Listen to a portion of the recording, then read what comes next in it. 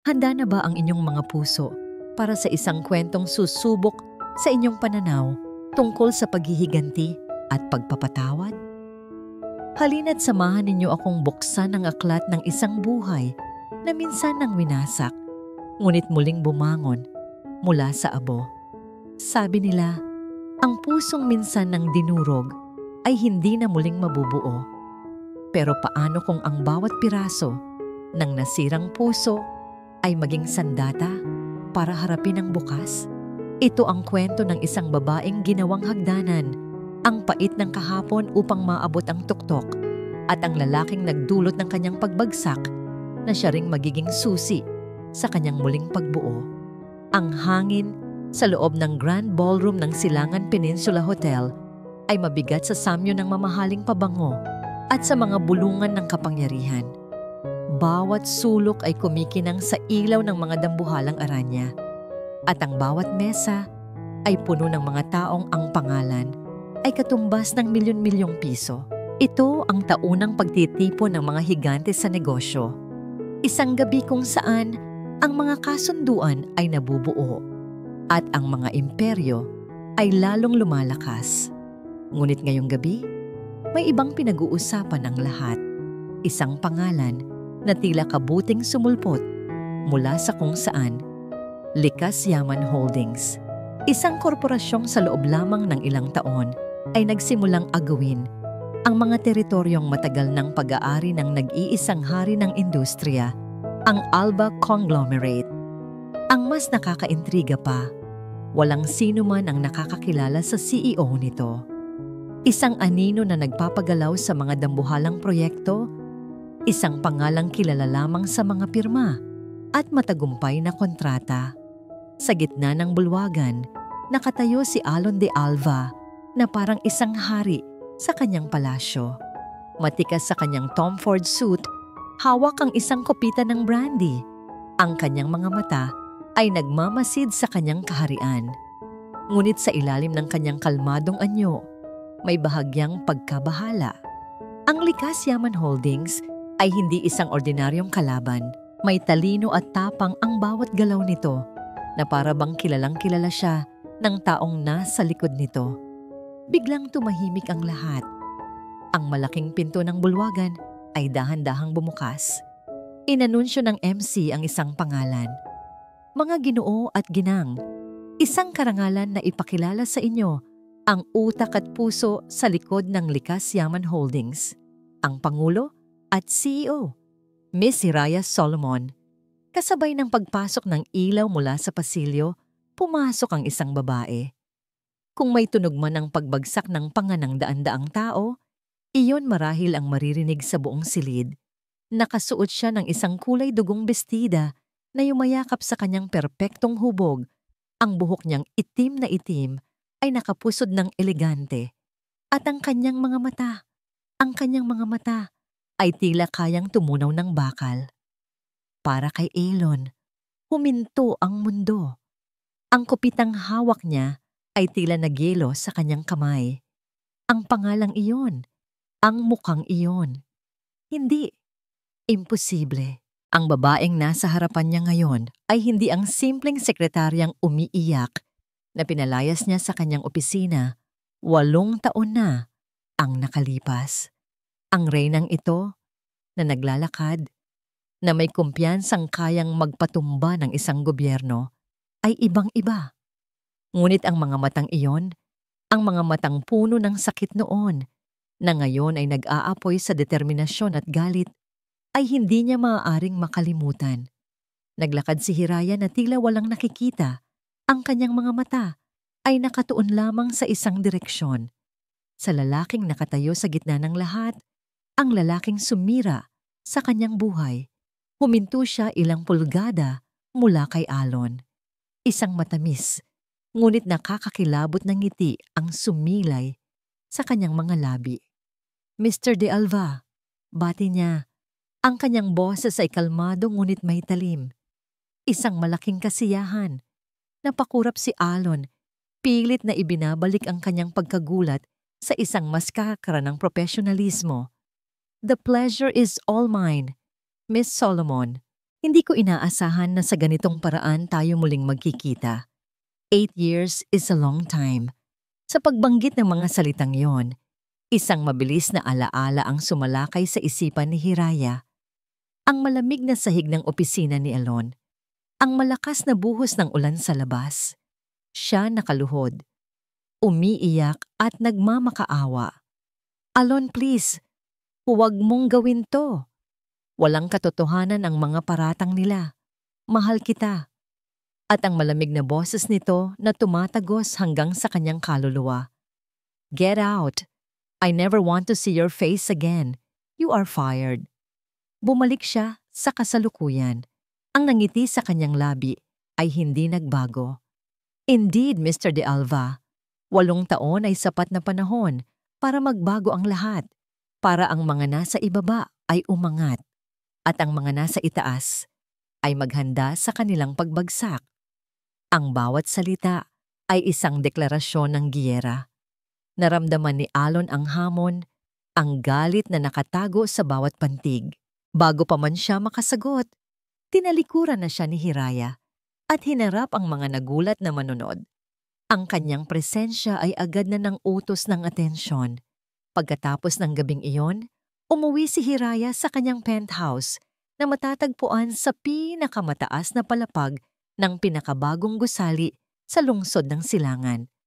Mula sa kanyang salaming bintana, tanaw na tanaw niya ang buong syudad. At sa gitna ng lahat ng kumikinang na ilaw, isang gusali ang nangingibabaw, ang tore ng Alva Conglomerate. Hinubad niya ang kanyang mga sapatos at lumakad palapit sa bintana. Ang babaeng nakikita niya sa refleksyon ay hindi na ang Hirayang mahina at puno ng pangarap.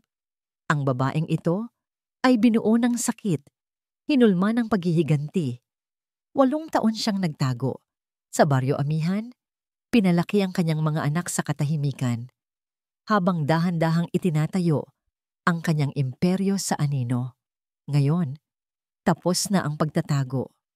Kinuha niya ang kanyang telepono at tiningnan ang larawan ng 4 na batang natutulog ng mahimbing, si Sinag, Diwa, Luntian at Pag-asa, ang kanyang 4 na dahilan, ang kanyang 4 na lakas. Para sa inyo to, mga anak, bulong niya sa hangin. Hindi hahayaan ni Mami na maranasan ninyo ang hirap na dinanas ko at sisiguraduhin kong magbabayad ang taong umapi sa atin. Habang pinag-iisipan ni Hiraya ang kanyang susunod na hakbang, sa ibaba, sa nagkakagulong bulwagan ng hotel, si Alon de Alva ay pinalilibutan ng mga mamamahayag. Ngunit isang tanong ang umalingaw-ngaw higit sa lahat mula sa isang batang reporter na may tapang. Mr. de Alva, totoo po ba ang mga balibalita? May komento po ba kayo sa usap-usapan na ang misteryosong CEO ng Likas Yaman ay isang single mother ng 4 na anak? Natigilan si Alon. Ang kanyang isipan ay lumipad pabalik sa huling beses na nakita niya si Hiraya bago ang gabing iyon. 8 taon na ang nakalipas. Ang kanyang pag-alis, ang mga buwan na lumipas, 4 na anak. Ang matematika sa kanyang isip ay nagsimulang magbilang. At ang resulta ay isang katotohanang halos ikabaliw niya. Single mother ng 4 na anak. Ang mga salitang iyon ay umalingaw-ngaw sa isipan ni Alon de Alva na parang sirang plaka. Mas malakas pa sa ugong ng mamahaling makina ng kanyang sasakyan habang binabagtas niya ang tahimik na mga kalye ng lungsod ng Silangan. Ang imahe ni Hiraya Solomon, hindi ang dehadong sekretarya, kundi ang reynang nakabestidang pula na humamon sa kanya, ay nakatatak sa kanyang balintataw. Pagdating niya sa kanyang opisina, sa pinakatuktok ng tore ng Alva Conglomerate, hindi kapayapaan ang kanyang nahanap. Ang bawat sulok ng silid na dati simbolo ng kanyang kapangyarihan ay tila sumisikip, puno ng mga tanong na walang kasagutan. 4 na anak, bulong niya sa sarili. Sa sobrang inis, kinuha niya ang isang makapal na folder ng business proposal mula sa kanyang mesa at malakas itong ibinato sa pader. Kumalat ang mga papel sa sahig na gawa sa marmol. Isang testamento sa kaguluhang namamayani sa kanyang kalooban. 8 taon. Sa loob ng 8 taon, sinubukan niyang ibaon sa limot ang pangalan at mukha ni Hiraya. Ikinukumbinsi ang sarili na ang ginawa niya ay tama at nararapat para sa kumpanya. Ngunit ang pagbabalik nito, kasama ang isang bombang balita, ay winasak ang pader na matagal niyang itinayo sa paligid ng kanyang puso. Hindi na siya nag-aksaya ng panahon. Kinuha niya ang kanyang telepono at tinawagan ng isang numero mula sa kanyang private list. Ramos, sabi niya nang may diin sa kabilang linya. May ipapagawa ako sa'yo. Discreetly. I want you to find everything you can about Hiraya Solomon's life for the past 8 years. Everything. Walang dapat makaalam nito? Naiintindihan mo? Yes, sir. Understood. Sagot ng boses sa kabilang linya. Isang boses na sanay sa mga ganitong utos. Pagkatapos ng tawag, hindi pa rin mapakali si Alon. Sinubukan niyang pag-aralan ang mga numero sa kanyang computer screen, ang mga proyeksyon ng kita at pagkalugi. Ngunit ang mga ito'y tila mga dayuhang simbolo. Ang tanging nakikita niya ay ang mga mata ni Hiraya. Mga matang puno ng sakit noon, na ngayon ay puno ng apoy. Hindi niya namalayang dinala siya ng kanyang mga paa sa isang private bar sa loob ng kanyang opisina. Nagsalin siya ng 2 daliri ng brandy sa isang baso at umupo sa isang leather na sofa, nakatanaw sa kumikinang na syudad sa labas. At doon, sa katahimikan ng gabi, pinayagan niya ang kanyang sarili na maalala.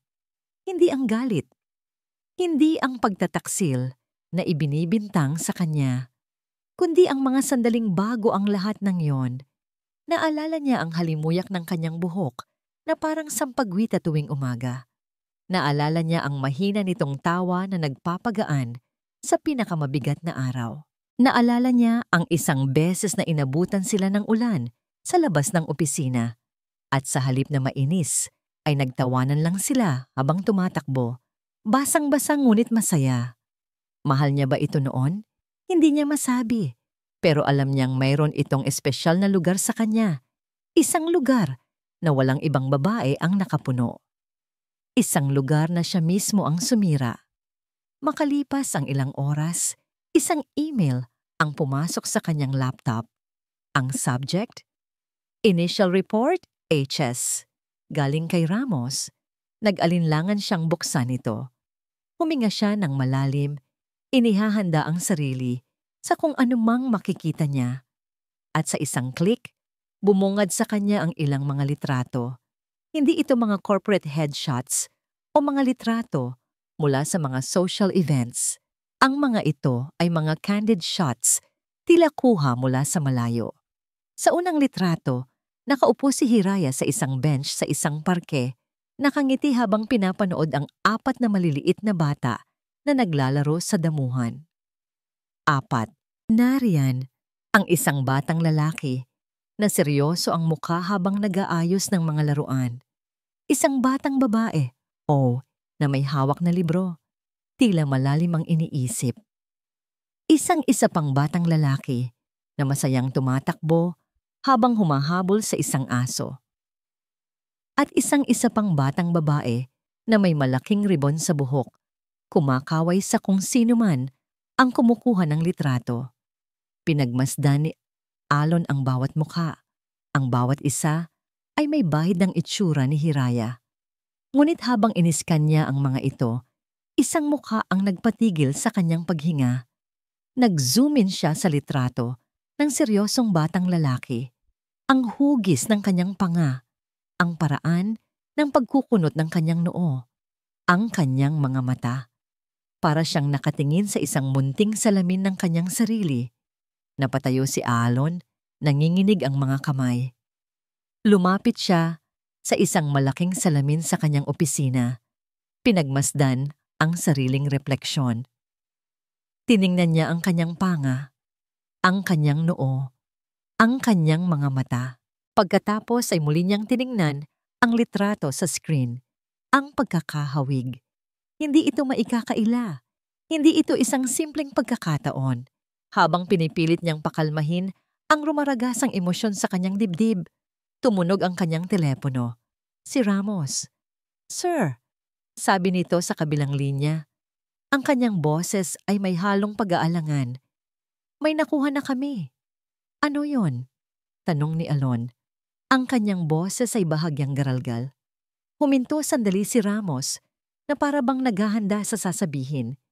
"Nakuha namin ang kopya ng mga birth certificate nila. Quadruplets, sir.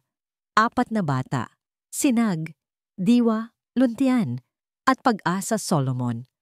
Naghari ang katahimikan. Hinihintay ni Alon ang kasunod na impormasyon, ang piraso ng palaisipan na babasag sa kanyang mundo.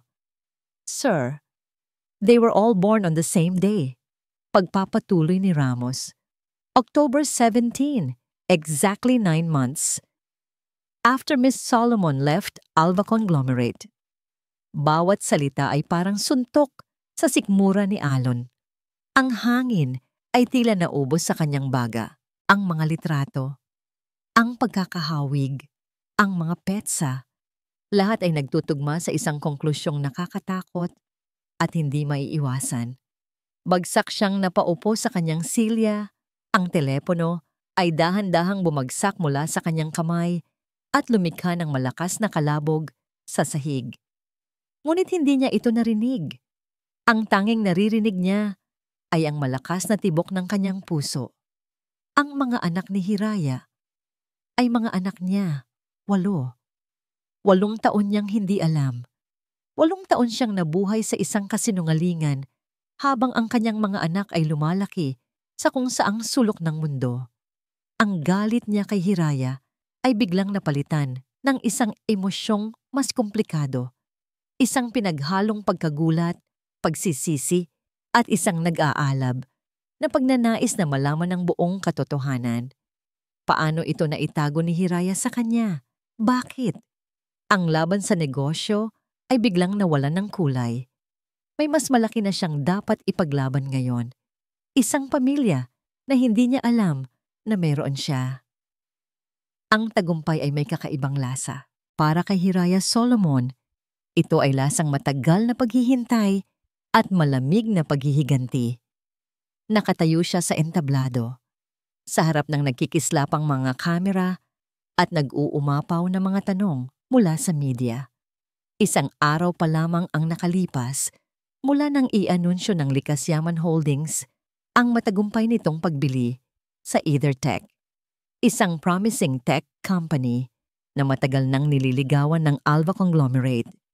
Ito ang kanyang unang opisyal na bira, isang malakas na sampal na yumanig sa pundasyon ng imperyo ni Alon de Alva. "Miss Solomon, ano po ang susunod na hakbang ng Likas Yaman ngayon na nakuha ninyo ang EtherTech?" Tanong ng isang reporter. Isang kontroladong nangiti ang gumuhit sa mga labi ni Hiraya. "This is just the beginning. Ang Likas Yaman Holdings ay narito upang magbigay ng pagbabago. Hindi kami natatakot na kumuha ng mga risks at pasukin ang mga larangang matagal nang dominado ng iisang pangalan lamang." Bawat salita ay may bigat. Isang direktang patama sa kanyang karibal. Naging perpekto ang lahat. Ang kanyang pagganap, ang reaksyon ng merkado, ang takot sa mga mata ng mga kakumpetensya. Ngunit sa ilalim ng kanyang suot na panlabas na bakal, may isang bahagi sa kanya na nag-aalala. Alam niyang ang ginawa niya ay parang pagsundot sa isang natutulog na leon. At alam niyang hindi magtatagal ay gaganti ang leon na ito. Ang pagkakataong yon ay dumating sa gabing iyon sa isang charity art exhibit. Isang pangyayaring hindi niya maaaring palampasin dahil isa sa mga benepisyaryo ay ang ampunang sumuporta sa kanya noong mga unang taon niya sa Baryo Amihan. Isinama niya ang kanyang mga anak na nasa isang hiwalay na function room para sa mga bata sa ilalim ng pangangalaga ng kanyang pinagkakatiwalaang assistant.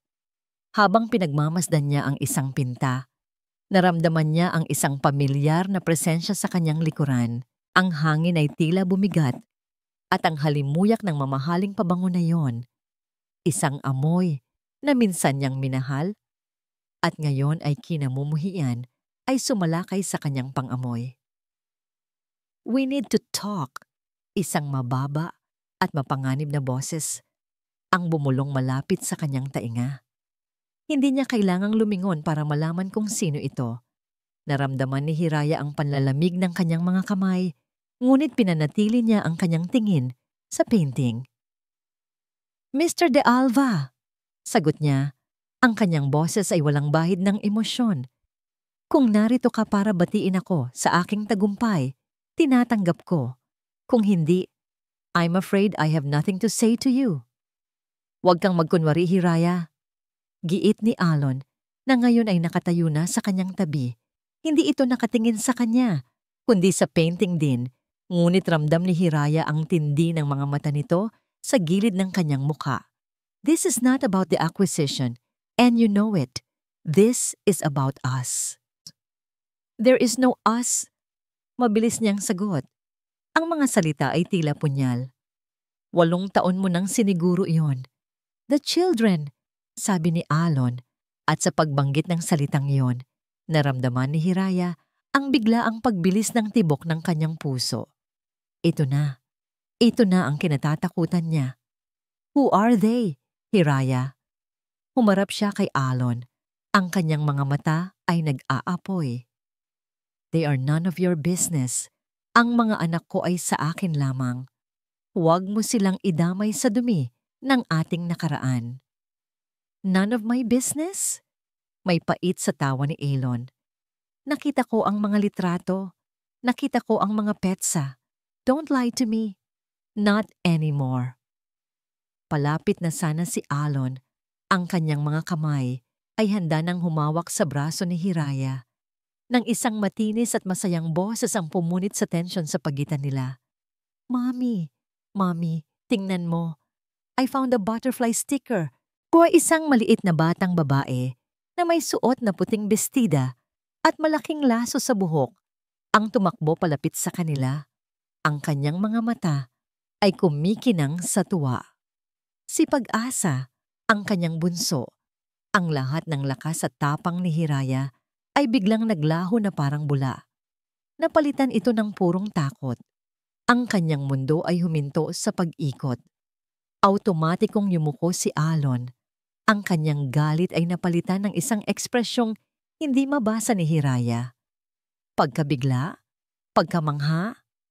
Tiningnan niya ng diretso sa mga mata si Pag-asa na ngayon ay nahihiyang nagtatago sa likod ng binti ng kanyang ina. Sa sandaling iyon, nakita ni Hiraya ang lahat. Sa paraan ng pagtitig ni Alon sa kanyang anak, sa kung paanong ang mga mata nito ay sinundan ng kurba ng maliit na ilong at ang hugis ng mga labi ni Pag-asa, nakita niya ang pagkilala. Ang tahimik na pag-amin sa isang katotohanang hindi na maitatago. Ang mundo ni Alon de Alva ay gumuho sa isang iglap. Walang pag-aalinlangan, binuhat ni Hiraya si Pag-asa, yumakap ng mahigpit na para bang poprotektahan niya ito mula sa buong mundo. "Excuse me," sabi niya kay Alon. Ang kanyang boses ay nanginginig sa unang pagkakataon. Walang tingin-tingin. Mabilis siyang tumalikod at naglakad palayo. Palayo sa lalaking may kakayahang wasakin muli ang kanyang buhay. Sa pangalawang pagkakataon, naiwan si Alon na nakatayo, hindi makagalaw. Pinanood niya ang papalayong figura ni Hiraya at ng batang nasa mga braso nito. Narinig niya ang mahinang tawag ni Pag-asa na mami, isang salita na tumarak sa kanyang puso. Ang digmaan para sa EtherTech ay isang laro lamang pala. Ngayon, naiintindihan na niya. Ang tunay na laban ay ngayon pa lamang magsisimula. Hinawakan niya ng mahigpit ang kanyang mga kamao. Ang kanyang mga ugat ay lumitaw sa galit at determinasyon. Hindi na ito tungkol sa kumpanya. Hindi na ito tungkol sa pride. Hindi ko hahayaang ilayo mo sila sa akin. Bulong niya sa hangin. Isang panunumpa na sinaksihan ng mga mamahaling pinta sa paligid. Ipaglalaban ko sila kahit na ikaw pa ang kailangan kong labanin. Ang imahe ni Pag-asa, ang kanyang mga mata, ang kanyang ngiti, ang paraan ng pagkapit nito sa ina ay hindi maalis sa isipan ni Alon. Hindi na siya makatulog, hindi na siya makakain. Ang dating matalas niyang pag-iisip sa negosyo ay napalitan ng isang mapanglaw na obsesyon, ang malaman ang katotohanan. Kinabukasan, sa halip na dumiretso sa kanyang makintab na opisina, isang desisyon ang kanyang binuo. Nagtungo siya sa isang lugar na 8 taon na niyang hindi binibisita, ang basement-level archives ng Alba Conglomerate. Isang malamig at tahimik na lugar kung saan natutulog ang mga lumang kasunduan, mga nakalimutang proyekto, at ang mga multo ng nakaraan. "Sir?" Nagtatakang tanong ng matandang archivist nang makita siya. "May kailangan po ba kayo? Pwede ko namang ipahanap." "Ako na," putol ni Aylon. Ang kanyang boses ay umaling-awngaw sa katahimikan. "I need the employee termination files from 8 years ago. Section S. Solomon Hiraya." Ang hangin ay amoy alikabok at lumang papel. Dahan-dahan niyang hinanap ang hilera ng mga filing cabinet. Ang bawat hakbang ay tila isang paglalakbay pabalik sa panahon. At doon, sa isang kulay abo na cabinet, nakita niya ang pangalan, Solomon H. Nanginginig ang kanyang mga kamay. Nang buksan niya ang folder, sa loob, naroon ang lahat ng ebidensya na nagpatunay sa kanyang desisyon noon. Mga kopya ng email, mga security log, at isang pirmadong salaysay mula sa NOIC Head of Security. At sa ibabaw ng lahat, isang summary report na inihanda ng taong pinagkakatiwalaan niya ng lubos noong panahong yon. Si Don Magnus Imperial, ang kanyang senior advisor. Umupo si Alon sa isang maliit na mesa sa gitna ng silid, sa ilalim ng isang solong bumbilya na nagbibigay liwanag. Isa-isa niyang binasa ang mga dokumento. Sa unang tingin, lahat ay tila kapani-paniwala. Malinaw ang ebidensya, may nag-leak ng impormasyon tungkol sa kanilang top secret na Project Meridian sa isang kakumpetensya, at lahat ng digital footprint ay tumuturo sa computer ni Hiraya. Ngunit ngayon, na may duda sa kanyang puso, iba na ang kanyang pagtingin. Napansin niya ang isang bagay na hindi niya napansin noon. Ang timestamp sa isa sa mga email ay mula sa oras na alam niyang kasama niya si Hiraya sa isang business lunch. Imposibleng ito ang nagpadala. Tiningnan niya ang security log. May isang oras na blanko. Nakasulat lang ay system maintenance. Isang bagay na hindi kailanman nangyayari sa gitna ng araw ng trabaho. Habang lalong lumalalim ang kanyang pagbabasa, lalong lumalaki ang butas sa kanyang tiyan. Ang mga ebidensya ay masyadong perpekto, masyadong malinis. Tila isinubo na lamang sa kanya para lunukin niya ng buo. At dahil sa galit at pagkadismaya, nilunok nga niya ito. Kinabukasan, ipinatawag niya si Mr. Valdez, ang dating head of security na matagal nang nagretiro. Ang lalaki ay halatang kinakabahan habang nakaupo sa harap ng mesa ni Alon. "Mr. Valdez," simula ni Alon. Ang kanyang boses ay kalmado, ngunit may bigat. "Nire-review ko ang ilang mga kaso mula sa nakaraan. Partikular na ang kaso ng pag-terminate kay Miss Hiraya Solomon." Namutla si Mr. Valdez. Ang kanyang mga kamay ay nagsimulang magpawis. Sir, matagal na po iyon. Tapos na po." "Hindi pa ito tapos," mariing sabi ni Alon.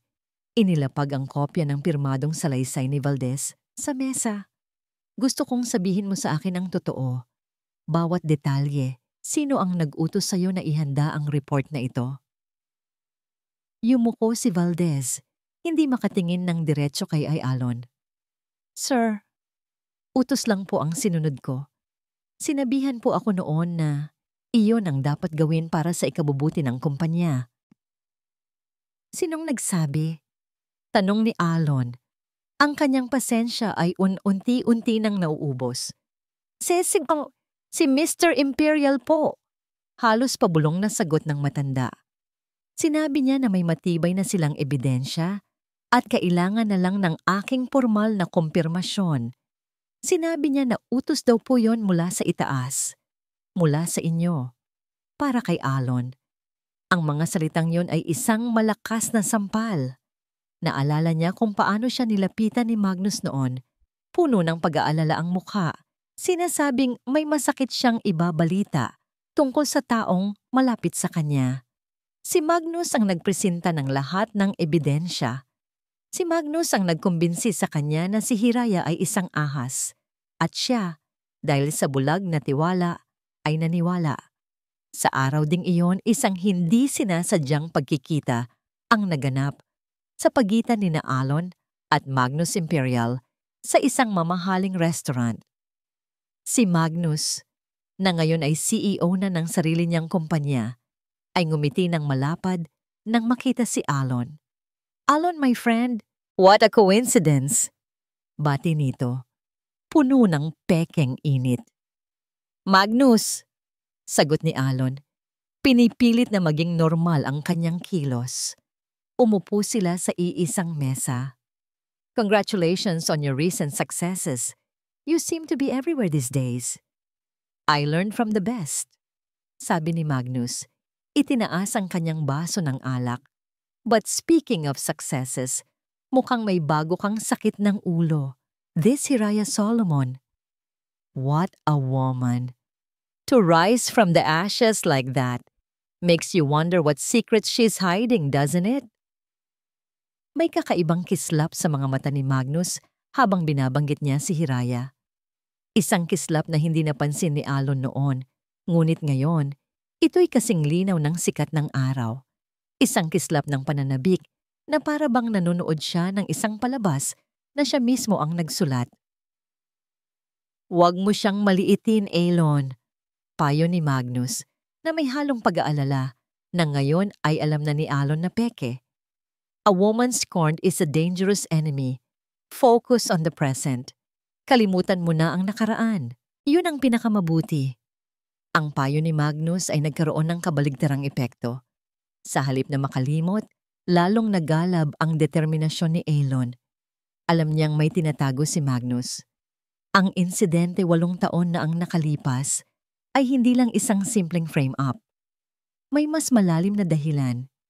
At hindi siya titigil hanggat hindi niya ito nahuhukay. Pag-uwi niya sa kanyang penthouse, gabi na. Ang buong syudad ay kumikinang sa ilalim niya. Ngunit ang kanyang isipan ay nasa isang madilim na lugar, puno ng mga multo ng pagsisisi. Kinuha niya ang kanyang telepono at tiningnan muli ang litrato ng 4 na bata, ang kanyang mga anak.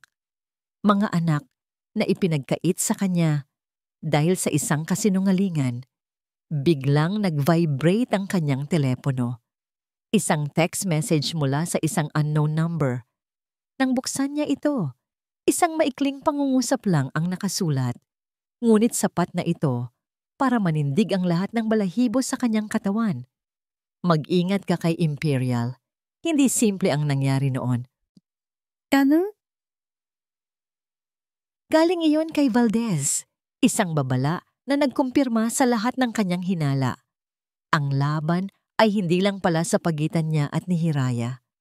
May ikatlong manlalaro sa anino, isang taong mas mapanganib kaysa sa inaakala niya. Ang umaga ay nagsimula sa isang unos. Pagpasok ni Hiraya sa conference room ng Likas Yaman Holdings, sinalubong siya ng mga mukhang puno ng pag-aalala. Ang kanyang mga pinagkakatiwalaang executive ay nakaupo sa paligid ng mahabang mesa. Ang tensyon sa silid ay halos nahihipo. "Anong nangyari?" tanong ni Hiraya. Ang kanyang boses ay kalmado, ngunit ang kanyang mga mata ay matalas, handa sa anumang masamang balita. Isang matapang na babae, si Attorney Lorna David, ang kanyang general counsel, ang tumayo. "Hiraya, ang Sterling Group." Nag-pull out sila.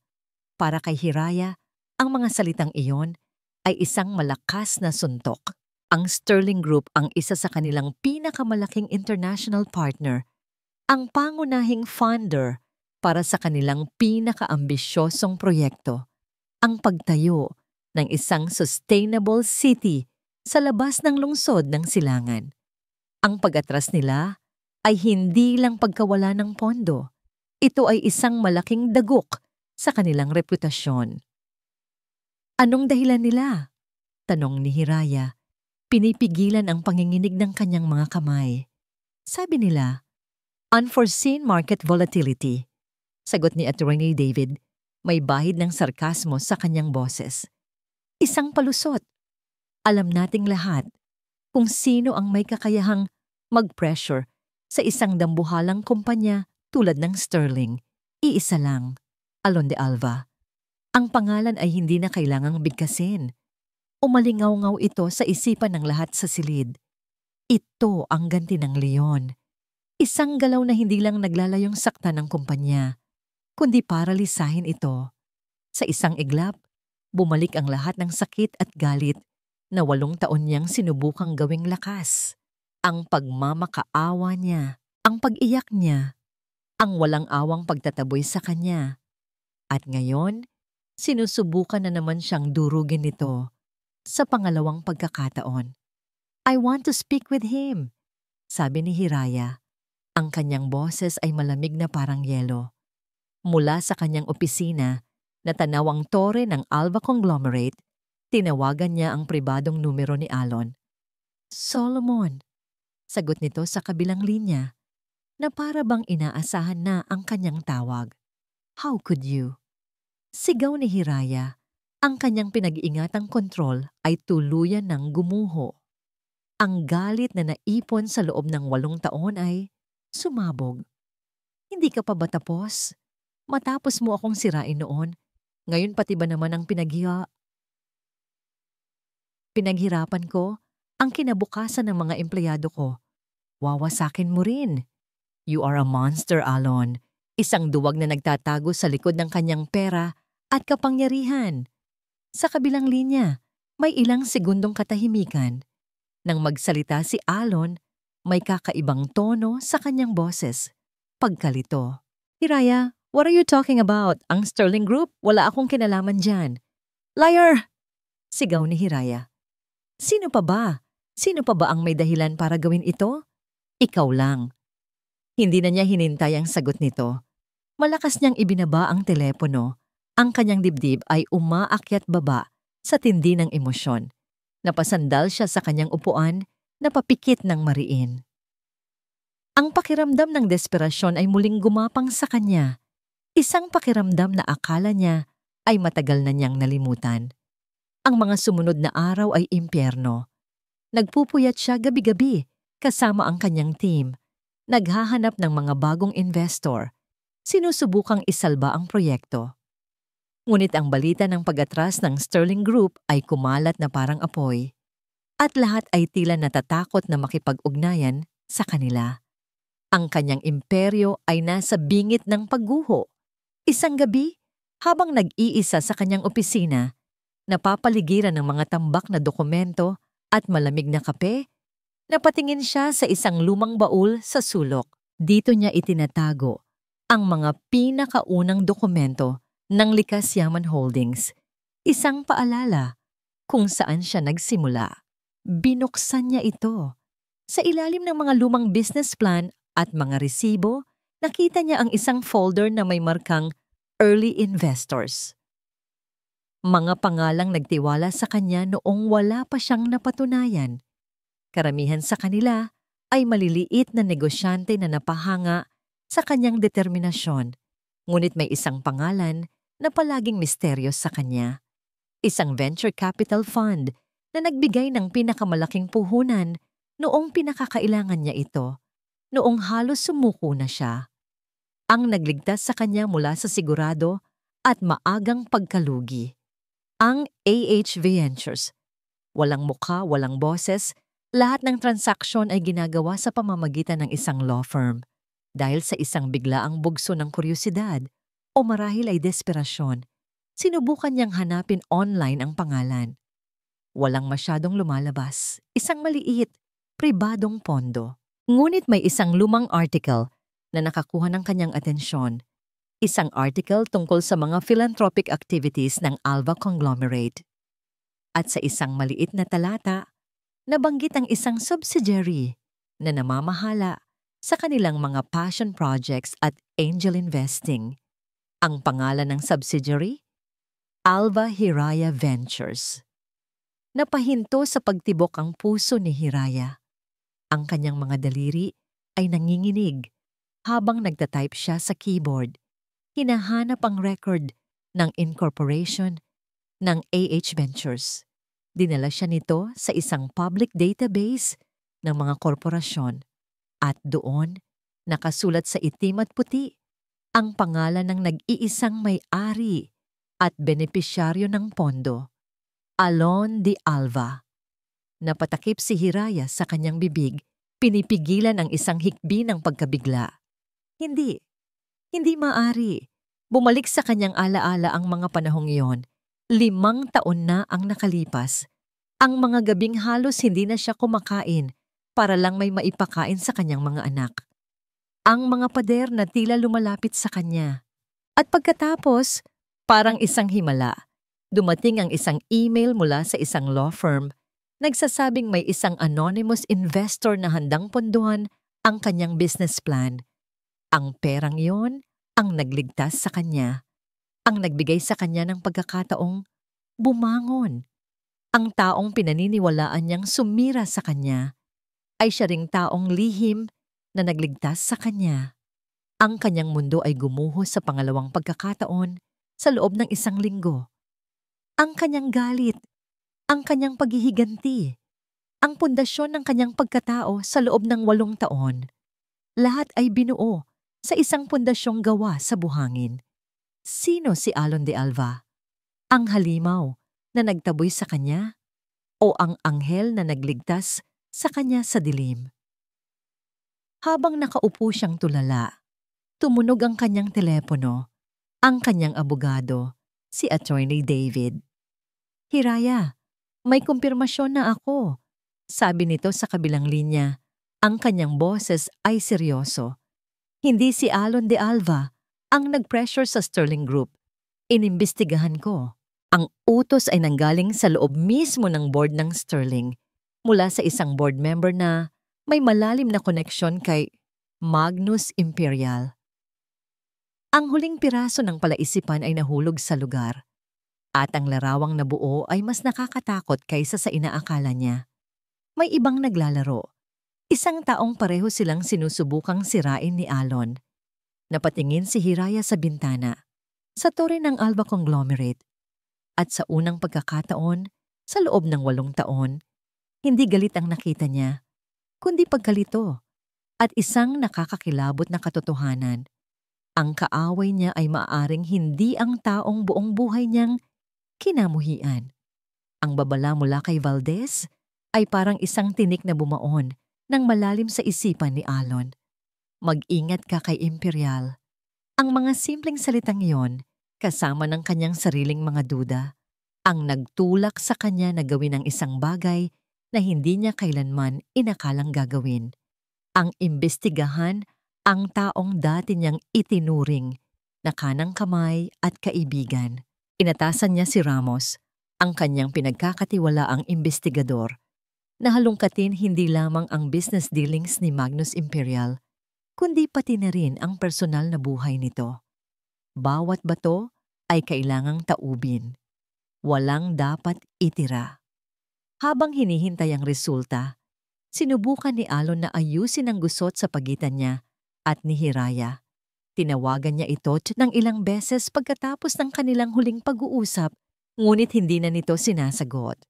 Nagpadala siya ng mga mensahe, ipinapaliwanag na wala siyang kinalaman sa ginawa ng Sterling Group, ngunit wala siyang natanggap na tugon. Ang pader sa pagitan nila ay tila mas lalong tumibay at tumaas. Isang hapon, habang abala siya sa kanyang opisina, tumawag ang kanyang tiyahin Concha, ang kapatid ng kanyang yumaong ina. Isang matandang babae na bihirang tumawag maliban kung may mahalagang sasabihin. "Alon, iho," sabi ng matanda sa kabilang linya. Ang kanyang boses ay may bahid ng pag-aalala. Nabalitaan ko ang tungkol sa pagbabalik ng dalagang iyon. Si Hiraya.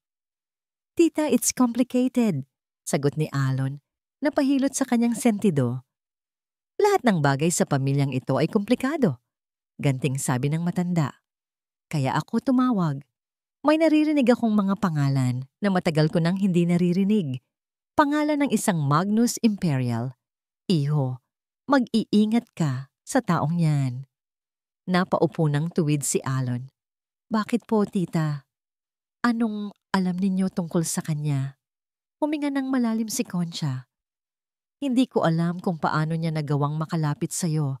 Ngunit ang lalaking yan, ang kanyang ina, si Estela. Siya ang babaeng muntik sumira sa pagsasama ng mga magulang mo.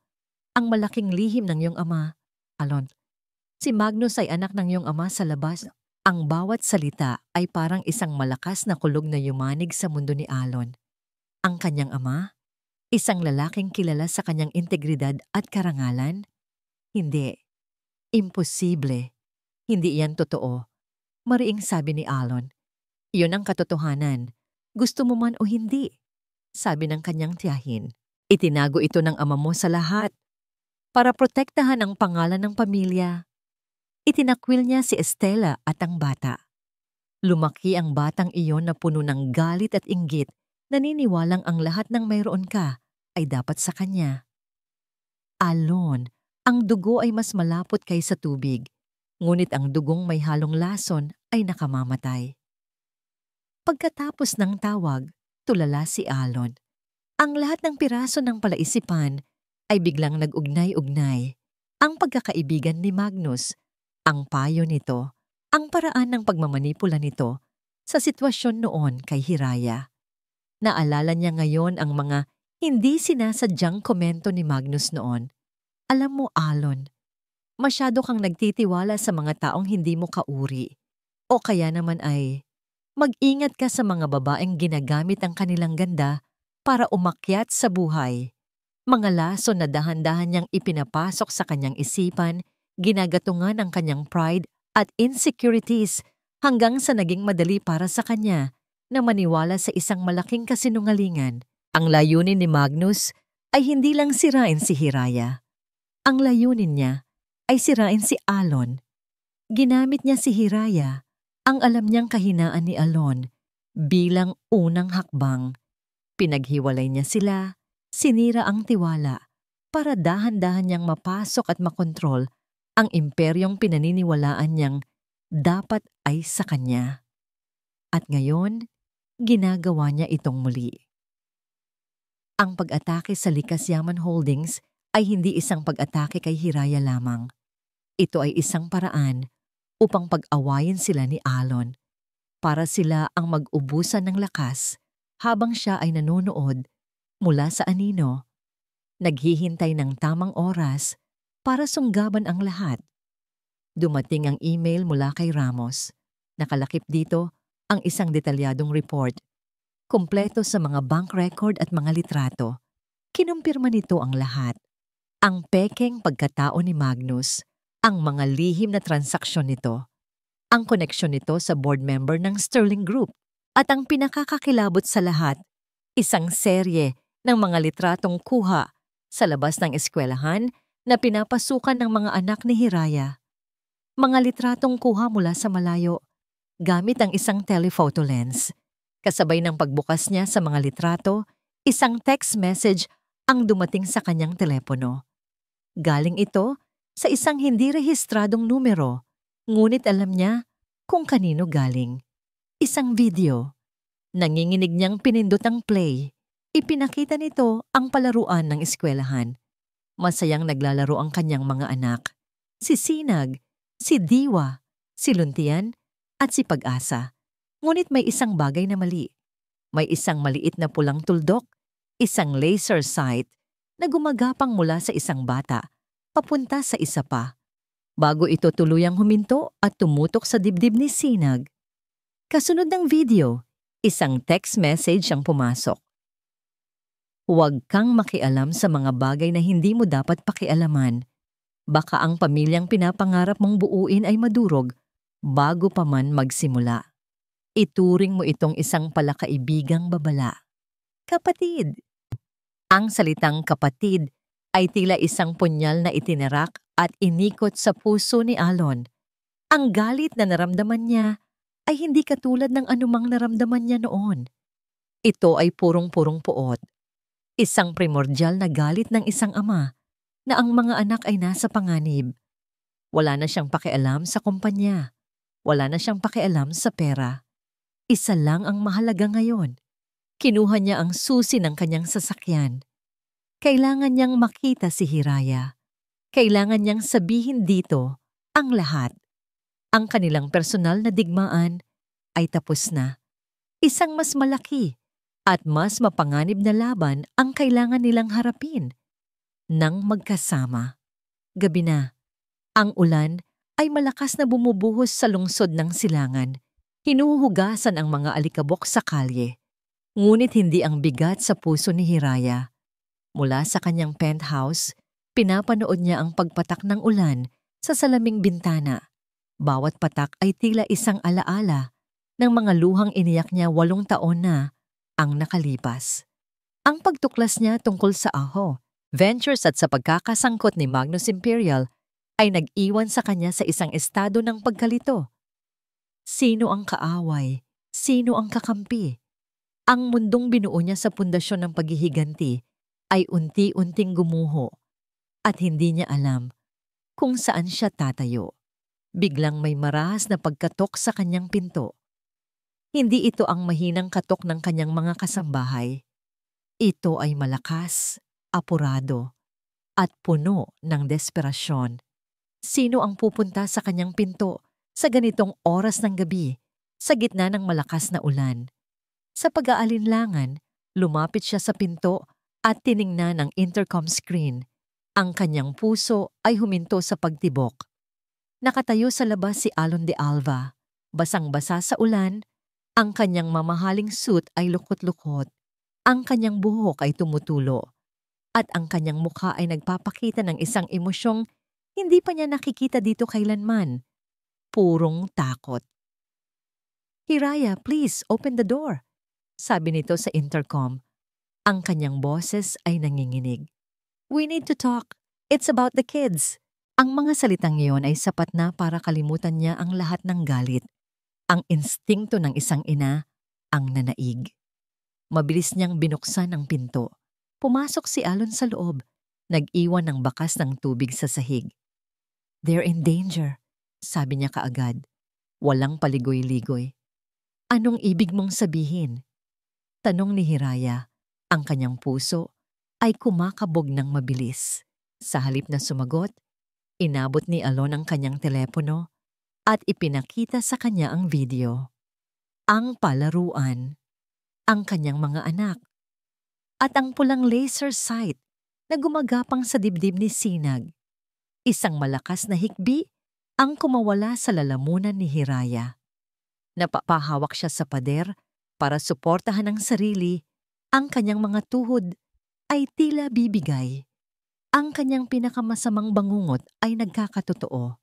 "Sino? Sinong gumawa nito?" Tanong niya. Ang kanyang boses ay basag. "Magnus Imperial," sagot ni Alon.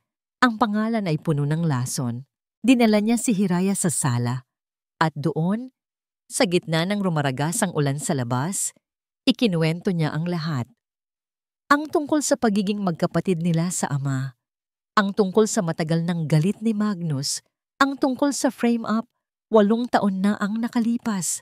Ang tungkol sa mga kasinungalingang pinaniwalaan niya. "He used you, Hiraya," sabi ni Alon. Ang kanyang mga mata ay puno ng pagsisisi. "He used you to hurt me, to isolate me, para madali niyang makuha ang lahat. At ngayon, ginagamit niya ang mga anak natin para takutin ako." Ang salitang natin, mga anak natin. Sa ibang pagkakataon, ang mga salitang iyon ay magdudulot ng galit kay Hiraya. Ngunit ngayon, sa harap ng isang mas malaking panganib, ang mga ito ay nagbigay ng isang kakaibang pakiramdam ng pagkakaisa. Bakit? Bakit mo ako tinulungan noon? Tanong ni Hiraya. Ang tinutukoy ay ang AA Ventures. Bakit mo ako iniligtas? Napayuko si Elon. Because I was guilty. Mahina niyang sagot. Kahit na naniniwala ako sa mga kasinungalingan niya noon, may isang bahagi sa akin na laging nagsasabing, mali ang ginawa ko sa'yo, na masyado akong naging marahas. Iyon ang paraan ko para subukang itama ang isang pagkakamaling hindi ko lubos na maintindihan. Hindi ko alam na ikaw pala ang nasa likod ng kumpanyang yon. It was fate.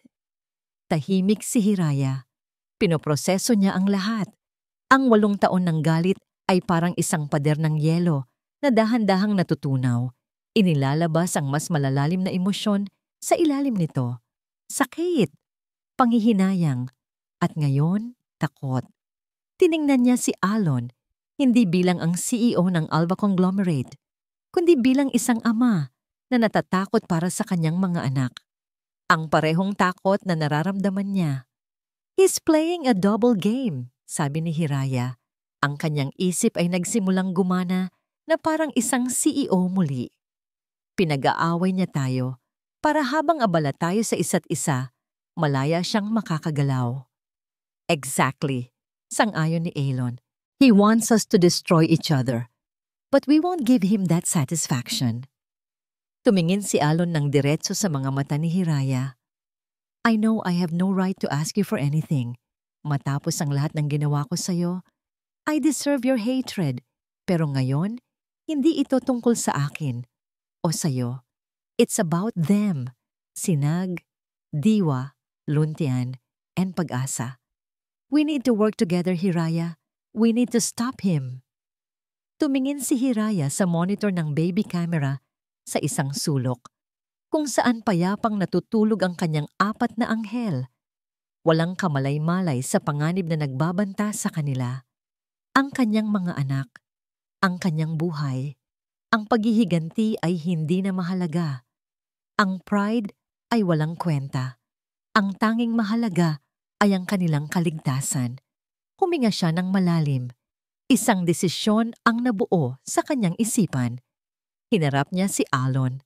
Ang kanyang mga mata ay matatag at puno ng bagong determinasyon. I will work with you, sabi niya. Ang bawat salita ay may bigat. Ngunit linawin natin, ginagawa ko ito para sa mga anak ko. Tumango si Alon, may bahid ng pasasalamat sa kanyang mga mata.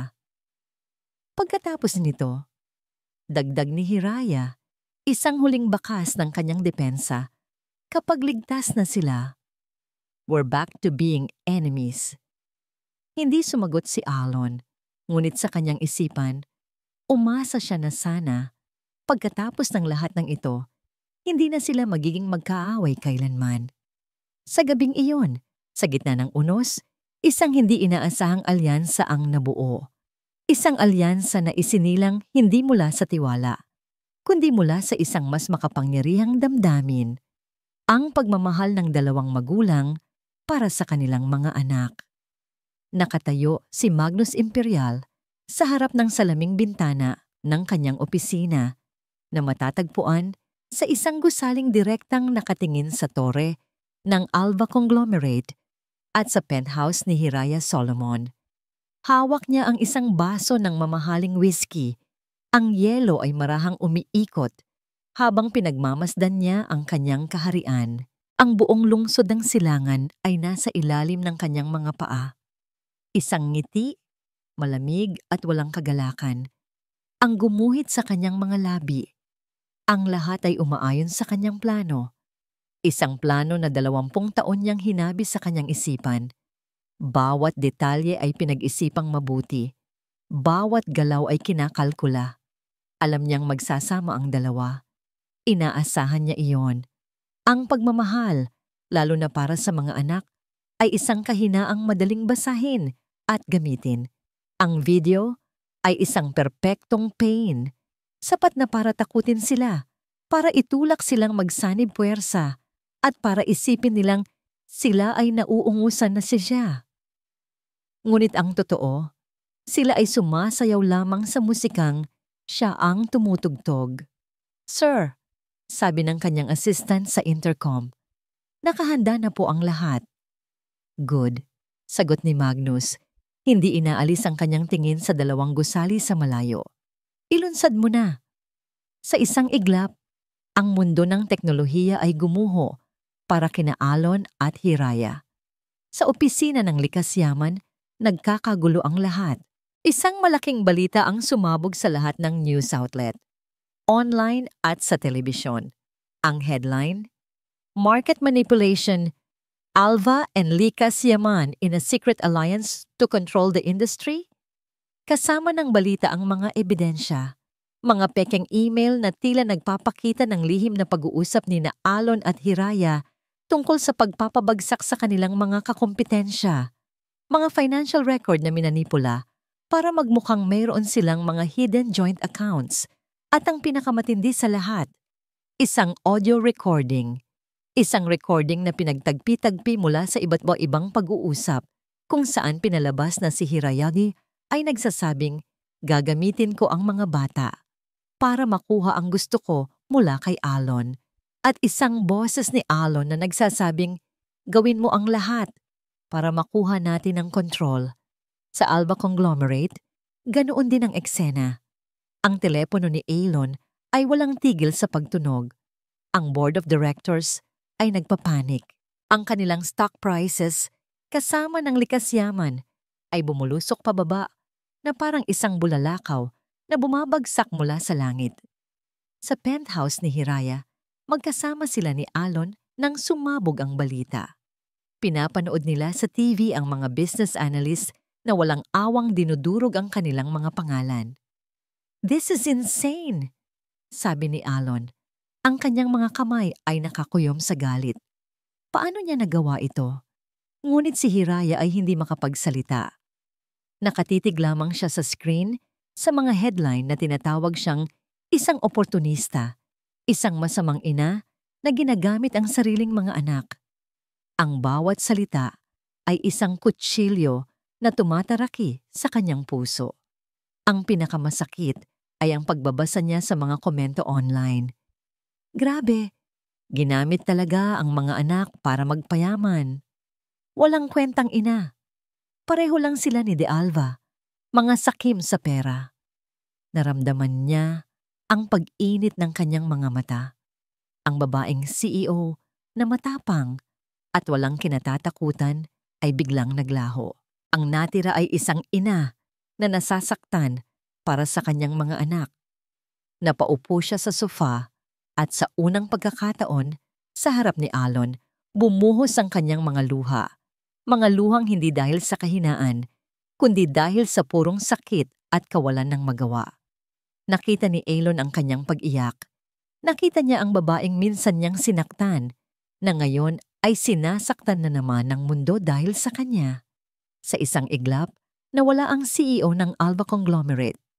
Ang natira ay si Alon, isang lalaking nakaramdam ng matinding pangangailangan na protektahan ang babaeng nasa harapan niya. Lumapit siya at umupo sa tabi nito. Nag-alinlangan siya sandali. Pagkatapos ay dahan-dahan niyang inilagay ang kanyang kamay sa balikat nito. Isang simpleng kilos, ngunit puno ng kahulugan. Hindi ito nagsalita. Hinayaan lang niya itong umiyak. Hinayaan niyang ilabas ang lahat ng sakit. Habang nagaganap ang lahat ng ito, si Magnus ay kalmadong umiinom ng kanyang whiskey. Tagumpay. Ito ang pakiramdam ng tagumpay. Nawasak niya hindi lang ang kanilang mga kumpanya, kundi pati na rin ang kanilang mga pangalan. Idinawit niya ang mga bata, ang pinakasagradong bagay sa kanilang buhay, para siguruhing wala na silang babalikan pa. Tumunog ang kanyang telepono. Isang numero na kilalang-kilala niya. "Hello, kapatid!" Bati ni Magnus, puno ng pang-aasar. "Magnus, you bastard!" Sigaw ni Alon sa kabilang linya. "Itigil mo na to." "Itigil? Bakit?" Ngayon pa nga lang ako nagsisimula. Tawa ni Magnus. Alam mo, dapat mo akong pasalamatan. Pinapakita ko lang sa mundo kung sino talaga kayo. Isang sakim na lalaki at isang desperadang babae. Perfect match. Ano ang gusto mo? Tanong ni Alon. Ang kanyang boses ay puno ng pagkatalo. Gusto ko? Simple lang. Ang lahat ng dapat ay sa akin. Ang pangalan, ang kapangyarihan, ang kumpanya, sabi ni Magnus. Tumawag na ako ng emergency board meeting bukas ng umaga para patalsikin ka sa sarili mong trono. Magpakita ka, Alon. Gusto kong mapanood ang pagbagsak mo. Gusto kong makita ang mukha mo kapag inagaw ko sa iyo ang lahat ng iniwan ng ama natin. Ibinaba ni Magnus ang telepono. Tapos na ang laro. Checkmate. Tumingin siyang muli sa labas. Ang ulan ay tumila na. Ang syudad ay muling kumikinang. Ngunit para sa kanya, ang liwanag ay mas maliwanag kaysa dati. Ito ang liwanag ng kanyang tagumpay, isang liwanag na itinayo mula sa abo ng buhay ng kanyang kapatid. Nakatayo si Magnus Imperial sa harap ng salaming bintana ng kanyang opisina na matatagpuan sa isang gusaling direktang nakatingin sa tore ng Alba Conglomerate at sa penthouse ni Hiraya Solomon. Hawak niya ang isang baso ng mamahaling whiskey. Ang yelo ay marahang umiikot habang pinagmamasdan niya ang kanyang kaharian. Ang buong lungsod ng silangan ay nasa ilalim ng kanyang mga paa. Isang ngiti, malamig at walang kagalakan ang gumuhit sa kanyang mga labi. Ang lahat ay umaayon sa kanyang plano. Isang plano na 20 taon niyang hinabi sa kanyang isipan. Bawat detalye ay pinag-isipang mabuti. Bawat galaw ay kinakalkula. Alam niyang magsasama ang dalawa. Inaasahan niya iyon. Ang pagmamahal, lalo na para sa mga anak, ay isang kahinaang madaling basahin at gamitin. Ang video ay isang perpektong pain. Sapat na para takutin sila, para itulak silang magsanib puwersa, at para isipin nilang sila ay nauungusan na siya. Ngunit ang totoo, sila ay sumasayaw lamang sa musikang siya ang tumutugtog. Sir, sabi ng kanyang assistant sa intercom. Nakahanda na po ang lahat. Good, sagot ni Magnus. Hindi inaalis ang kanyang tingin sa dalawang gusali sa malayo. Ilunsad mo na. Sa isang iglap, ang mundo ng teknolohiya ay gumuho para kina Alon at Hiraya. Sa opisina ng likas yaman, nagkakagulo ang lahat. Isang malaking balita ang sumabog sa lahat ng news outlet, online at sa telebisyon. Ang headline, Market Manipulation, Alva and Likas Yaman in a Secret Alliance to Control the Industry. Kasama ng balita ang mga ebidensya, mga pekeng email na tila nagpapakita ng lihim na pag-uusap ni Alon at Hiraya tungkol sa pagpapabagsak sa kanilang mga nakakompetensya, mga financial record na minanipula para magmukhang mayroon silang mga hidden joint accounts, at ang pinakamatindi sa lahat, isang audio recording, isang recording na pinagtagpi-tagpi mula sa iba't ibang pag-uusap kung saan pinalabas na si Hiraya ay nagsasabing, gagamitin ko ang mga bata para makuha ang gusto ko mula kay Alon. At isang boses ni Alon na nagsasabing, gawin mo ang lahat para makuha natin ang control. Sa Alba Conglomerate, ganoon din ang eksena. Ang telepono ni Alon ay walang tigil sa pagtunog. Ang board of directors ay nagpapanik. Ang kanilang stock prices, kasama ng likas yaman, ay bumulusok pababa na parang isang bulalakaw na bumabagsak mula sa langit. Sa penthouse ni Hiraya, magkasama sila ni Alon nang sumabog ang balita. Pinapanood nila sa TV ang mga business analyst na walang awang dinudurog ang kanilang mga pangalan. This is insane, sabi ni Alon. Ang kanyang mga kamay ay nakakuyom sa galit. Paano niya nagawa ito? Ngunit si Hiraya ay hindi makapagsalita. Nakatitig lamang siya sa screen sa mga headline na tinatawag siyang isang oportunista. Isang masamang ina na ginagamit ang sariling mga anak. Ang bawat salita ay isang kutsilyo na tumataraki sa kanyang puso. Ang pinakamasakit ay ang pagbabasa niya sa mga komento online.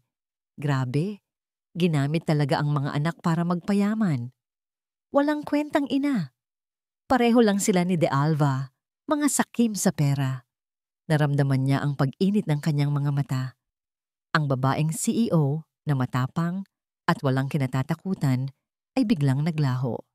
Ang natira ay isang ina na nasasaktan para sa kanyang mga anak. Napaupo siya sa sofa at sa unang pagkakataon, sa harap ni Alon, bumuhos ang kanyang mga luha. Mga luhang hindi dahil sa kahinaan, kundi dahil sa purong sakit at kawalan ng magawa. Nakita ni Alon ang kanyang pag-iyak. Nakita niya ang babaeng minsan niyang sinaktan, na ngayon ay sinasaktan na naman ng mundo dahil sa kanya. Sa isang iglap, nawala ang CEO ng Alva Conglomerate. Ang natira ay si Alon, isang lalaking nakaramdam ng matinding pangangailangan na protektahan ang babaeng nasa harapan niya. Lumapit siya at umupo sa tabi nito. Nag-alinlangan siya sandali. Pagkatapos ay dahan-dahan niyang inilagay ang kanyang kamay sa balikat nito. Isang simpleng kilos, ngunit puno ng kahulugan. Hindi ito nagsalita. Hinayaan lang niya itong umiyak. Hinayaan niyang ilabas ang lahat ng sakit. Habang nagaganap ang lahat ng ito, si Magnus ay kalmadong umiinom ng kanyang whiskey. Tagumpay. Ito ang pakiramdam ng tagumpay. Nawasak niya hindi lang ang kanilang mga kompanya, kundi pati na rin ang kanilang mga pangalan. Idinawit niya ang mga bata, ang pinakasagradong bagay sa kanilang buhay, para siguruhing wala na silang babalikan pa. Tumunog ang kanyang telepono, isang numero na kilalang kilala niya. "Hello, kapatid!" Bati ni Magnus, puno ng pang-aasar. "Magnus, you bastard!" Sigaw ni Alon sa kabilang linya. "Itigil mo na to!" "Itigil? Bakit?" "Ngayon pa nga lang ako nagsisimula." Tawa ni Magnus. "Alam mo, dapat mo akong pasalamatan. Pinapakita ko lang sa mundo kung sino talaga kayo. Isang sakim na lalaki at isang desperadang babae. Perfect match." "Ano ang gusto mo?" tanong ni Alon. Ang kanyang boses ay puno ng pagkatalo. "Gusto ko? Simple lang. Ang lahat ng dapat ay sakin. Ang pangalan, ang kapangyarihan, ang kumpanya." Sabi ni Magnus. "Tumawag na ako ng emergency board meeting bukas ng umaga para patalsikin ka sa sarili mong trono. Magpakita ka, Alon. Gusto kong mapanood ang pagbagsak mo. Gusto kong makita ang mukha mo kapag inagaw ko sa'yo ang lahat ng iniwan ng ama natin." Ibinaba ni Magnus ang telepono. Tapos na ang laro. Checkmate. Tumingin siyang muli sa labas. Ang ulan ay tumila na. Ang syudad ay muling kumikinang. Ngunit para sa kanya, ang liwanag ay mas maliwanag kaysa dati. Ito ang liwanag ng kanyang tagumpay. Isang liwanag na itinayo mula sa abo ng buhay ng kanyang kapatid. Ang boardroom ng Alva Conglomerate ay tila isang coliseum. Ang mahabang mesa na gawa sa mahogany ay ang arena, at ang mga miyembro ng board of directors na nakaupo sa kanilang mga leather na upuan ay ang mga manunood na naghihintay ng dugo. Sa gitna ng lahat, sa dulo ng mesa, nakaupo si Magnus Imperial na parang isang emperador. Ang kanyang mukha ay puno ng kumpiyansa at pagwawagi. Si Alon de Alva ay wala pa. Ang kanyang upuan ay bakante, isang malinaw na simbolo ng kanyang nalalapit na pagkatalo. Gaya ng alam ninyong lahat, simula ni Magnus, ang kanyang boses ay umaalingaw-ngaw sa tensyonadong katahimikan. Ipinatawag ko ang emergency meeting na ito dahil sa isang krisis na humahamon sa mismong pundasyon ng ating kumpanya.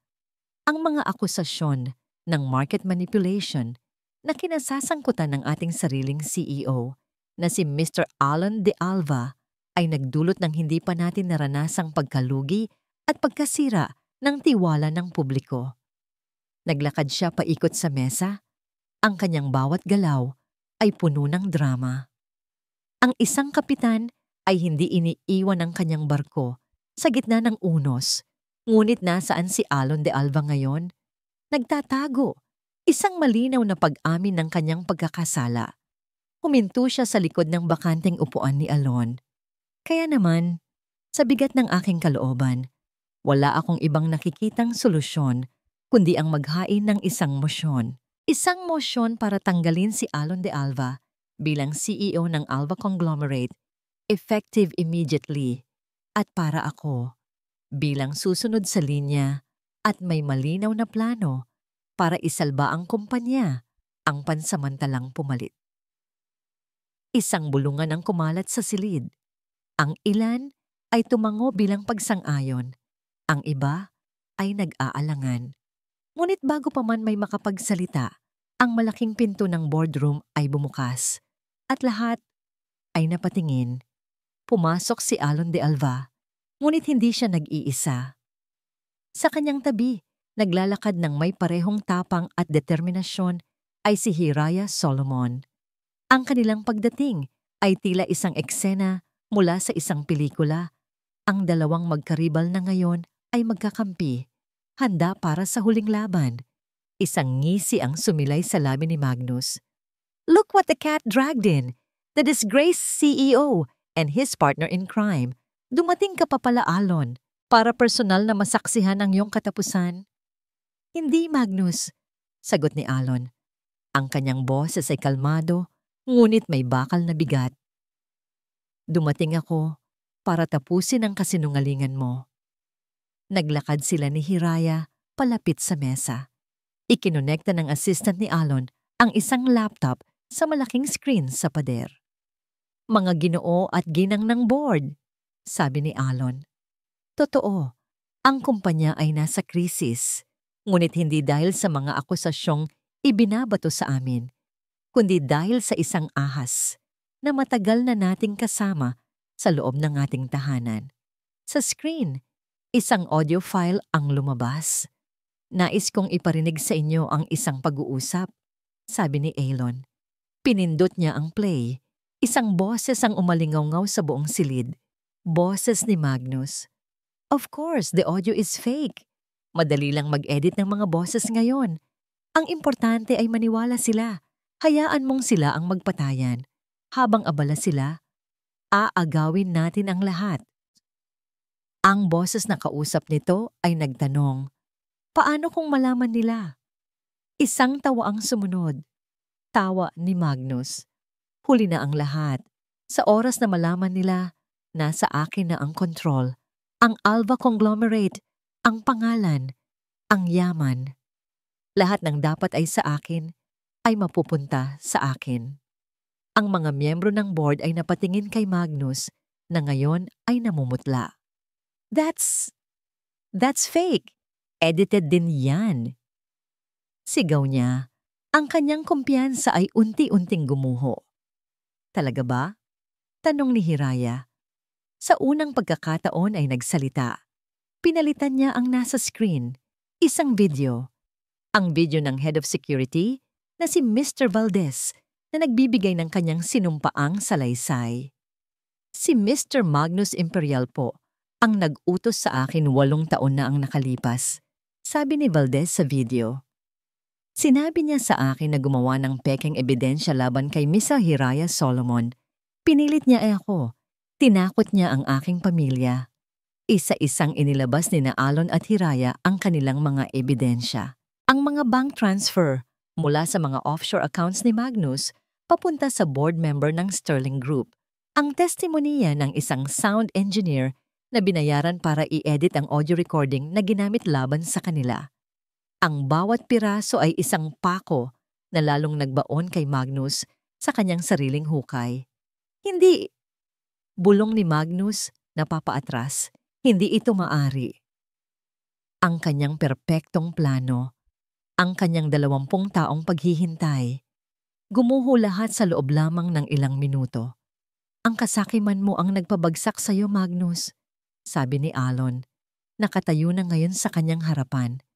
Akala mo matalino ka. Ngunit kinalimutan mo ang isang bagay. Ang katotohanan ay laging lumalabas. Sa hudyat ni Elon, bumukas muli ang pinto ng boardroom.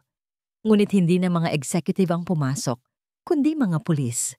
Magnus Imperial, sabi ng isang opisyal, "You are under arrest for corporate sabotage, fraud, and illegal wiretapping." Nagwala si Magnus. Sinubukan niyang manlaban, sumisigaw ng mga pangalan, ng mga sumpa. Sa akin yan. Sa akin dapat ang lahat ng ito. Kapatid kita, Alon. Pamilya tayo. Hindi kita kapatid. Malamig na sagot ni Alon habang pinoposasan si Magnus. At hinding-hindi ka magiging pamilya. Habang inilalabas ng mga pulis si Magnus, ang boardroom ay naiwan sa isang nakabibinging katahimikan. Ang lahat ng mata ay nakatuon kina Alon at Hiraya. Ang 2 taong ilang araw pa lang ang nakalipas ay kanilang hinuhusgahan. Ngayon ay ang kanilang mga tagapagligtas. Nang matapos ang lahat, nang makaalis na ang lahat, naiwan sina Alon at Hiraya sa gitna ng malawak at tahimik na silid. Ang arena, kung saan nagwakas ang isang matagal na digmaan, tumayo sila roon, hindi nagsasalita. Ang tensyon ng laban ay napalitan ng isang kakaibang pakiramdam. Isang pinaghalong ginhawa, pagod, at isang hindi masabing emosyon. Lumingon si Elon kay Hiraya. Ang babaeng bumalik para wasakin siya ay ang siya palang naging dahilan para maligtas siya. Hiraya, simula niya, ang kanyang boses ay puno ng emosyong hindi niya maipaliwanag. I'm sorry. Ang mga salitang yon, ang mga salitang 8 taon niyang hinintay. Hindi ito sinabi sa gitna ng sigawan o pilitan. Sinabi ito sa isang sandali ng katahimikan, puno ng katotohanan at pagsisisi. Lumipas ang ilang linggo. Ang unos na dulot ng iskandalo ni Magnus Imperial ay unti-unting humupa. Napalitan ng mga bulungan ng paghanga sa hindi inaasahang alyansa ni Alon de Alva at Hiraya Solomon. Ang katotohanan, gaya ng laging nangyayari, ay lumabas at nanaig. Si Magnus ay nanatili sa kulungan, naghihintay sa kanyang paglilitis, isang talunang hari na inagawan ng korona ng sarili niyang kasakiman. Para kay Hiraya, ang katahimikan, pagkatapos ng digmaan, ay may dalang kakaibang pakiramdam. Ang galit na naging gasolina niya sa loob ng 8 taon ay naglaho na. Ang natira ay isang malawak na espasyo sa kanyang puso. Isang espasyong hindi niya alam kung paano pupunuin. Isang umaga, tinipon niya ang kanyang mga pinagkakatiwalaang empleyado sa Likas Yaman Holdings, kasama si Attorney David. Sa kanilang mga mukha, nakikita niya ang pag-aalala. Alam kong marami sa inyo ang nagtatanong kung ano na ang susunod nating hakbang. Simula ni Hiraya, ang kanyang boses ay kalmado. Ang digmaan ay tapos na. Nanalo tayo. Isang mahinang palakpakan ang umalingaw-ngaw. Ngunit ang tagumpay ay may kapalit. Pagpapatuloy niya. Natutunan ko sa mga nakalipas na linggo na ang paghihiganti ay isang apoy na tumutupok hindi lang sa iyong kaaway, kundi pati na rin sa iyong sarili. Itinayo ko ang kumpanyang ito para sa paghihiganti. Ngayon, gusto ko na itong magpatuloy para sa isang mas mabuting dahilan para sa kinabukasan. Huminga siya ng malalim. Nagdesisyon na ako. Hindi na tayo makikipagkompetensya sa Alva Conglomerate. Instead, we will form a strategic partnership. Isang pagsasanib ng lakas. Ako ay bababa bilang CEO ng Likas Yaman at mananatili bilang isang major shareholder at board member. It's time for me to focus on a different kind of empire. Ang kanyang mga empleyado ay nagulat. Ngunit sa mga mata ni Hiraya, nakita nila hindi ang pagkatalo, kundi ang kapayapaan. Ang different kind of empire na tinutukoy niya ay kasalukuyang nasa kanyang sala at ang pagbuo nito ay mas komplikado kaysa sa anumang business merger. Dumating si Alon sa kanyang penthouse hindi bilang isang CEO, kundi bilang isang ama na sinusubukang kumonekta. May dala siyang malaking paper bag mula sa isang toy store. 27 anyos pa lang ang kanyang mga anak. At para sa isang lalaking sanay magpatakbo ng ₱1 bilyong korporasyon, ang 4 na maliliit na bata ay isang mas nakakatakot na hamon. Mo, bati niya, medyo alanganin, habang pinagmamasdan siya ng 4 na pares ng kuryosong mga mata. Si Pag-asa ang pinakabibo, ang unang lumapit. Wow! Robots? Si Luntian ay sumunod. Tinitingnan ng mga laruan. Si Diwa ay nanatili sa isang sulok, nagmamasid. Habang si Sinag, ang kuya, ay nakatayo sa pagitan ni Alon at ng kanyang mga kapatid, na parang isang maliit na bantay. Naupo si Alon sa sahig, tinatanggal ang mga laruan sa kahon. Ang kanyang mga galaw ay halatang halata ang pagkailang. Sinubukan niyang tulungan si Luntian na buuin ang isang robot, ngunit hindi niya makuha. Hindi po ganyan, sabi ni Luntian sa mahinang boses. Baliktad po. Napakamot sa ulo si Alon. Pasensya na, hindi ako sanay sa mga ganito. Okay lang po, sabi ni Diwa mula sa sulok. Si Mami rin po, hindi marunong niyan noong una. Napangiti si Alon sa sinabi ng bata. Habang abala silang lahat, si Sinag ay lumapit at umupo sa tabi niya. Hindi ito nagsalita, tinititigan lang siya. May problema ba? Tanong ni Alon. Umiling si Sinag. Bakit po malungkot ang mga mata ninyo?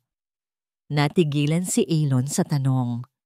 Sa lahat ng business tycoon at mga kalaban niya, isang bata lang pala ang makakapansin ng kalungkutang matagal na niyang itinatago.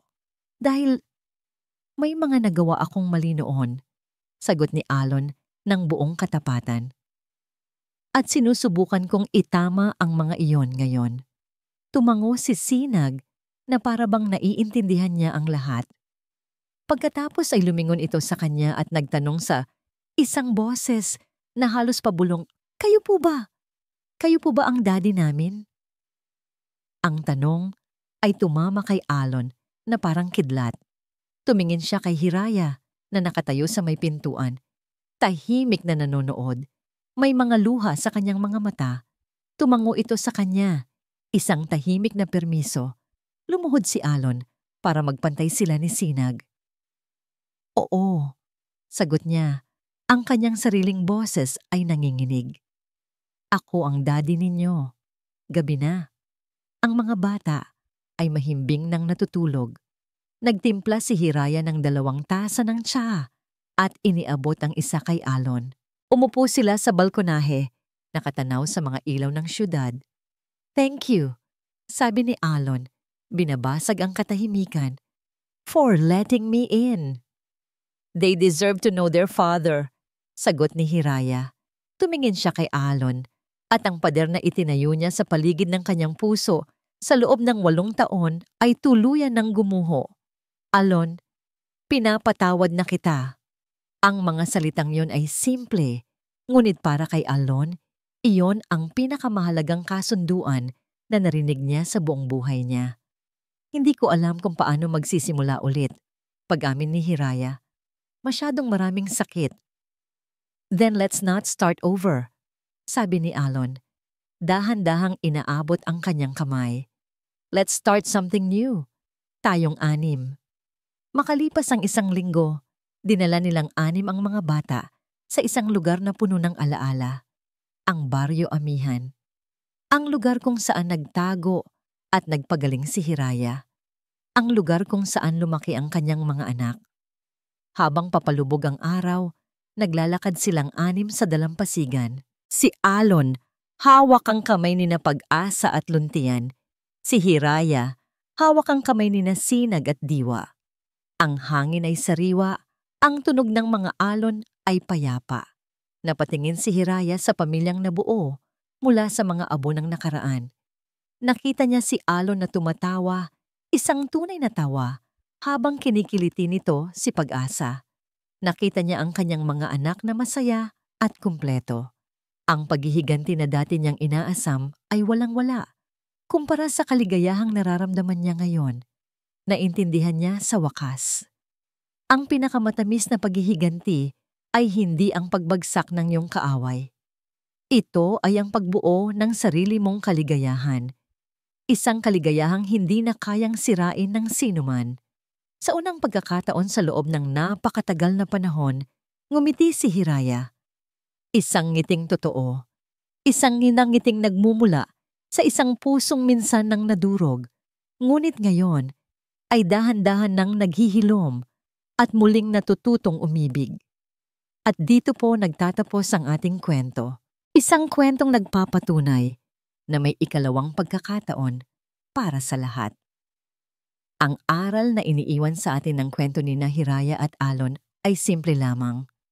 Ang pagpapatawad ay hindi isang regalo para sa taong nagkasala sa iyo, kundi isang regalo para sa iyong sarili. Ito ang susi na nagpapalaya sa atin mula sa bigat ng nakaraan upang harapin natin ang isang mas magaan at mas masayang bukas. Maraming salamat po sa inyong walang sawang pagsubaybay sa aming channel. Sana po ay nasiyahan at may napulot kayong aral sa kwentong ito. Kung mayroon po kayong mga saloobin o komento, huwag po kayong mag-atubiling i-share sa comment section sa ibaba. Anong uri po ng kwento ang gusto ninyong marinig sa susunod?